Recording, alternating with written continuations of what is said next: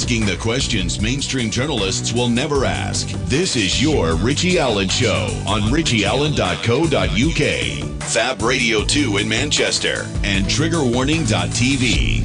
The US House Speaker Paul Ryan will be stepping down, according to the BBC. That's the story that's developed in the last 20-25 minutes or so.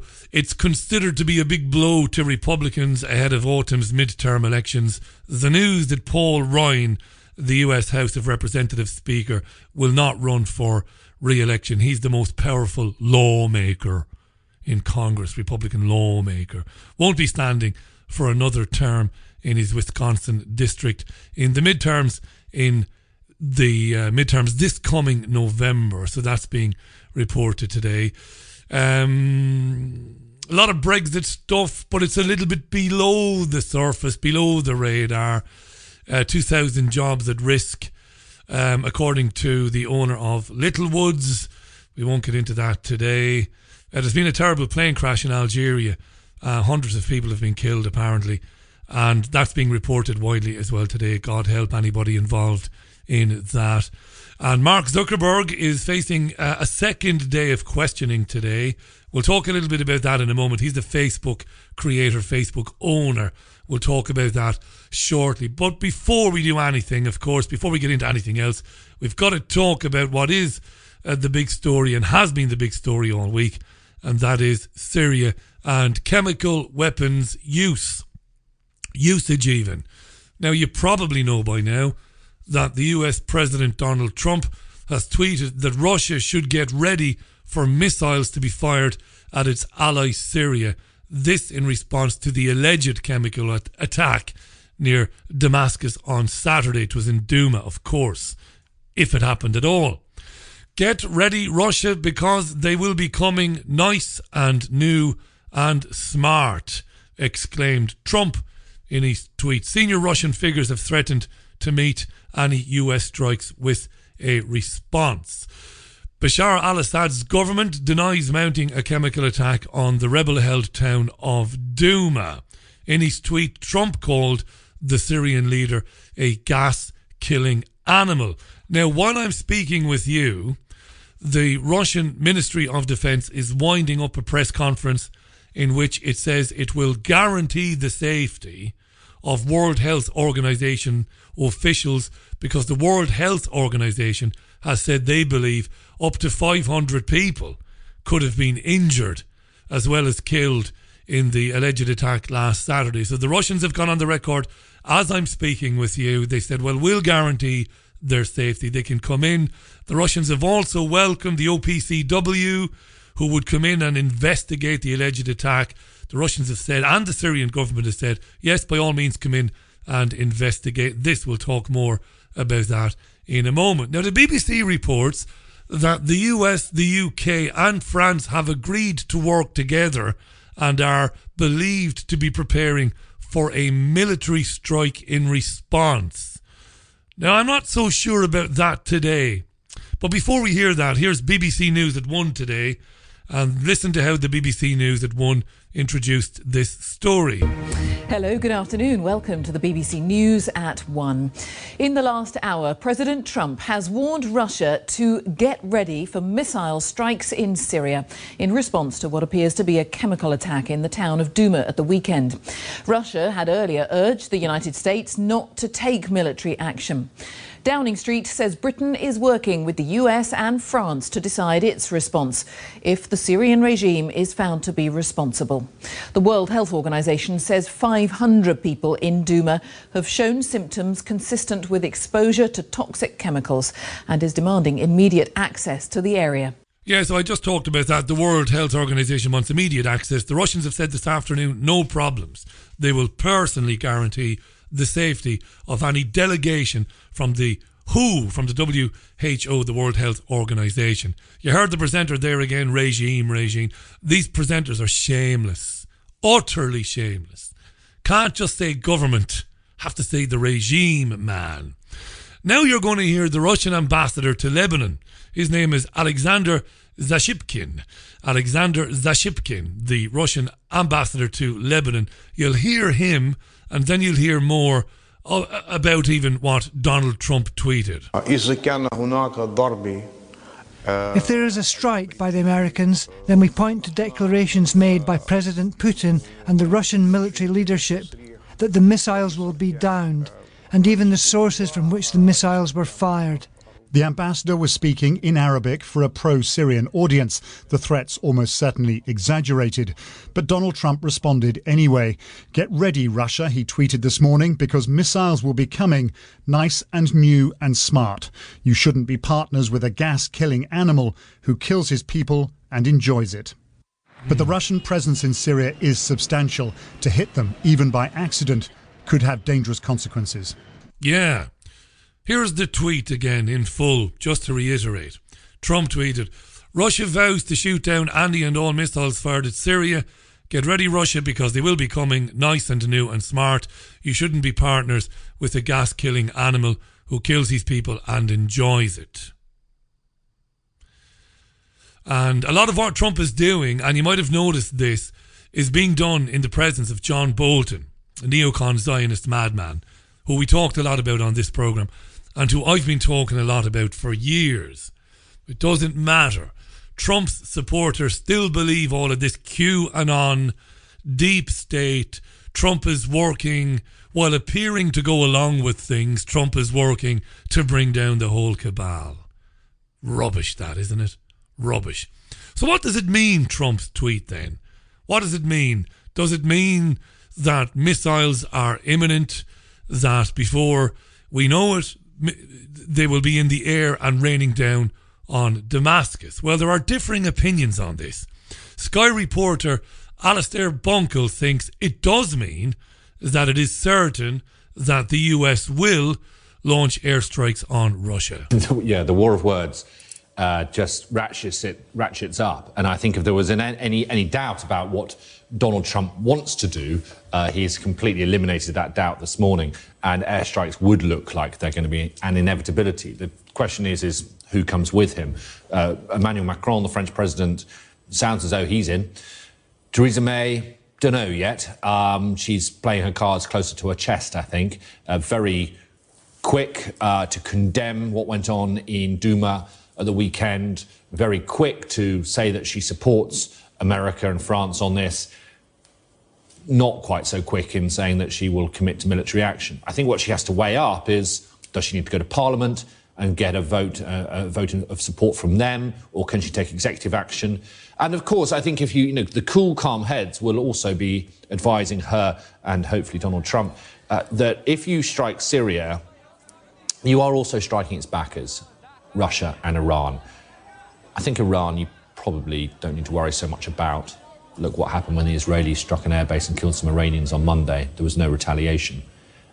Russia, as you've just read out in that response from the Russian Foreign Ministry, you do need to worry about their response and how they might react to any strike. Yeah, Bunkle says it will happen, and it is dangerous because Russia and Iran are there on the ground. But then again, who isn't on the ground there? The US and UK forces have been there since day one. He said something interesting there.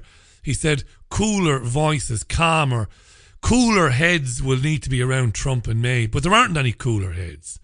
May is surrounded by people like toxic Tory Tom Tugendhat and others, former military men, telling her you've got to do something. And Trump is taking advice from the madman that is John Bolton, who, if given his way, would launch missiles against North Korea. Lunatics. So the Sky's US correspondent in Washington, Mark Austin, he backs up his colleague Alastair Bunkle. He's also sure, is Mark Austin, that airstrikes are indeed imminent. The first thing to say is that there's absolutely no doubt now, I think, that the Americans will strike against military targets in Syria, and pretty soon. I think they will do it with or without Britain, with or without France, although it's most likely to be with France, and certainly regardless of whatever happens at the United Nations. I don't think there's any alternative now. In many ways, with this tweet, Donald Trump has boxed himself into a corner. And look, this is a very big test for Donald Trump. It is a very big test of his temperament. It is a very big test of him under pressure, because this is a conflict that could easily escalate with the Russians and the Iranians on the ground in Syria. Obviously, they'll be targeting Syrian military infrastructure and maybe even, the buildings and the bunkers where chemical weapons are stored. That in itself presents a huge danger. So they won't be, looking to hit the Russians. They'll be looking to avoid that. But it is still a big test. It's a very big test, too, I have to say, for Jim Mattis, the Defence Secretary, whose nickname is Mad Dog, a nickname he doesn't like. But actually, he's quite a cautious, level-headed, conservative general, and he will be absolutely key in all this. It's certainly a far cry from the Teddy Roosevelt mantra on foreign policy, which is speak softly and carry a big stick. Yeah, you can get further with a kind word and a gun than just a kind word. So those were the Sky reporters. But award-winning journalist Martin Jay, who's based in Beirut just now, Martin Jay is not so sure that this does mean that missiles flying over Damascus is imminent. And he thinks, does Martin Jay, that this might just be Trump playing games. This is Martin Jay in conversation with RT. I'm not sure at this stage we can take it entirely seriously. I mean, we have to remember that we're dealing with a president who is incredibly capricious, a very juvenile, very self-obsessed, narcissistic, and very much one who has a reputation as a more or less failed businessman whose only real technique that made him any money in the past was bullying people. That's really what his essence is, his elan, if you like. And I think if you look back at, you only have to go back a few weeks to look at the huge statements made on aluminium and steel tariffs and threatening the Europeans with trade tariffs, North Korea. I mean, the list just goes on and on. He makes these huge statements. His idea of negotiating anything around the world is to throw a hand grenade in your camp first and then see if you flinch. And I think we can assume that if he really was going to launch an attack on Syrian military infrastructure, that I don't think he would announce it in a tweet a few hours or a few days beforehand. So we have to assume that this is some kind of ruse by Trump. This is some sort of way of extracting something that he needs from the Middle East. And only a week ago, there were reports of Trump trying, as far back in December, to extract $4 billion of cash from the Saudis and the Emiratis, because to him, being in Syria isn't really paying dividends at the moment. So I think this may well be another plan along that line. He needs to get something from Syria, and something quite quickly. He's got two huge events coming up in the next few weeks, which if they don't go his way, are going to make him look very, very bad on the international scene. North Korean talks, we don't know exactly what's happening with those. There seems to be a question mark at the moment.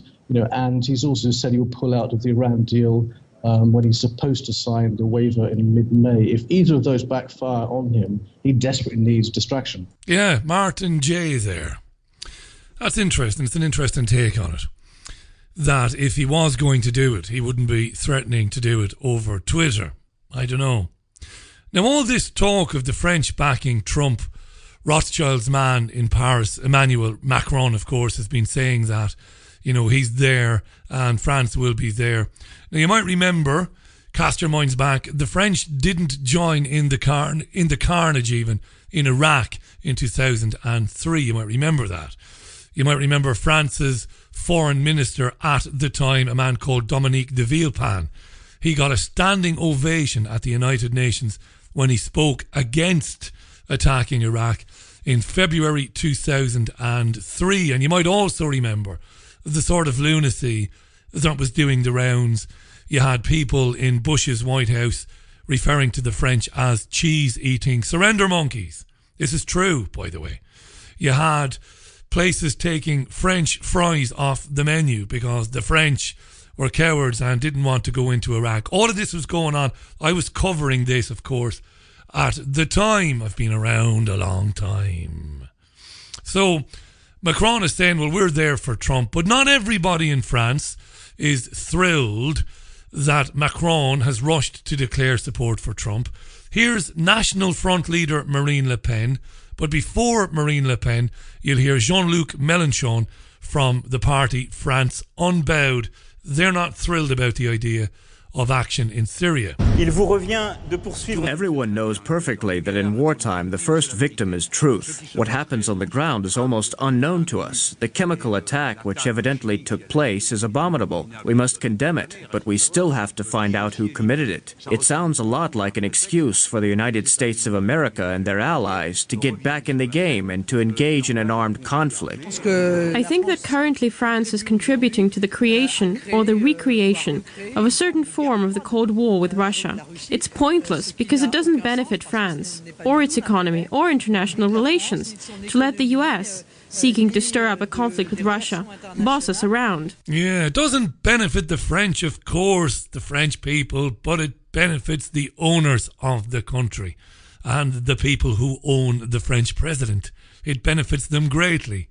So it doesn't matter what it might do to the French economy, what it might do to French soldiers. It doesn't matter how many Syrians might be killed in the missile strikes. Inevitably, of course, tens of thousands will be killed.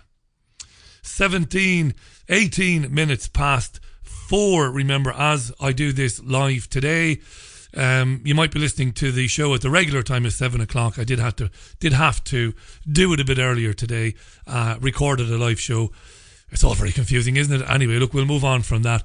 Coming up for 18 and a half minutes past the hour. Very quick break. When I come back, we'll talk briefly about Mark Zuckerberg and some of the things he's been telling a Senate committee, I should say, in DC. Back in a minute. Have you lost access to important data from a computer hard drive, mobile phone, or other storage device? Maybe you have a broken hard drive containing years of information, or a smartphone that no longer works from which you'd like the pictures, movies, and chats recovered. If you would like to recover data from any type of digital device, including desktop and laptop computers, external hard drives, cameras, smartphones, NAS, and RAID servers, then contact Data Clinic today at dataclinic.co.uk now. Introducing the H2O app, a powerful water structuring application that programs vibrational energies into water through the use of different sound frequencies. Once programmed, the use of water for drinking, cooking, bathing. Give it to your friends and colleagues or spread it around the garden. The list goes on. It's not just water that the app can be used for either. It's great for programming crystals too. The H2O app is free to download and is available on both Android and Apple platforms. For further information, go to h2oapp.online. There's a place high in the mountains of Spain, a sanctuary where souls gather from all around the globe to learn about themselves and experience powerful changes in the way we see our world. They become awakened to their gifts and their power to heal others. Become part of this ever-growing worldwide family of unique, pure energy healing practitioners. Discover how amazing you truly are. Go to www.markbayerski.com. It could just change your life forever. The Richie Allen Show relies on your support. Go to richieallen.co.uk and set up a monthly donation today. Right, welcome back to the programme. At Red Third Eye tweets, it makes sense, Richie, that Trump would feint to pull out from Syria to get something out of the Saudis or Israel. Makes more sense than pre-announcing attacks. Let's hope so. Of course, I don't agree with that, but you know that anyway. But I've read your tweet out. Trump is controlled by Israel. The White House and the country is controlled by Zionists. Whatever they want Trump to do, Trump will do. Trump is certainly in no control whatsoever of the course of action that the United States will take based on these false allegations that Assad was gassing his own people. Trump has got nothing to do with it, in my opinion. Hi to Paddy O'Hare. How you doing, Paddy? Nice to know you're tuned in to the programme. To Cartoon Drunk as well, who says Trump used to have a live eagle on his desk in Trump Tower to intimidate folk. Hi to Ricky, who tweets, I've been reading Dean Henderson's fantastic book, Richie, Four Horsemen. Brilliant guest. Hope you get him back on again soon. I'll be inviting him on as well.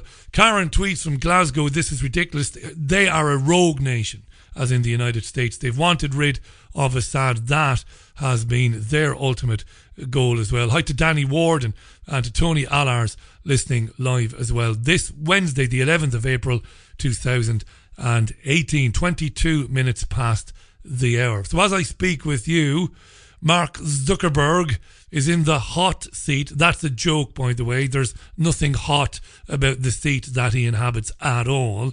For the second day, he's being questioned about Facebook and its practices, its ability to protect the privacy of its users, Cambridge Analytica and all the rest of it. Now, yesterday, he was... Let me read you this from The Guardian. Word for word. On Tuesday, Mark Zuckerberg was in the hot seat. Cameras surrounded him. The energy in the room and on Twitter was electric. At last, the reluctant CEO is made to answer some questions. Except it failed. It was designed to fail. It was a show designed to get Zuckerberg off the hook after only a few hours in Washington, D.C. It was a show that gave the pretense of a hearing without a real hearing. It was designed to deflect and to confuse. The Guardian column continues, each senator was given less than 5 minutes for questions. That meant there was no room for follow-ups, no chance for big discoveries, and many frustratingly half-developed ideas. Compare that to Bill Gates' hearing on Microsoft, where he faced lawyers and staff for several days. Or the Kefauver hearings, which were over a year long. By design, you can't do a hearing of this magnitude in just a couple of hours or just a couple of days. So he's there again today. By the way, some credit must be given to RT, because their journalists did some good homework and revealed that many of the senators facing Zuckerberg yesterday, there to grill him, yeah, that's a joke, many of these senators there to grill Feckerberg or Fuckerberg or however you want to refer to him, many of them had received large donations from him. It's all a laugh, isn't it? It's a puppet show. Zuckerberg wasn't there to answer for data breaches. He wasn't there to restore confidence in Facebook's ability to keep your data private. No. He was there to demonize Russia and nothing else. Here's Zuckerberg talking about Russia. It's clear now that we didn't do enough to prevent these tools from being used for harm as well. And that goes for fake news, for foreign interference in elections and hate speech, as well as developers and data privacy. We didn't take a broad enough view of our responsibility, and that was a big mistake. And it was my mistake, and I'm sorry.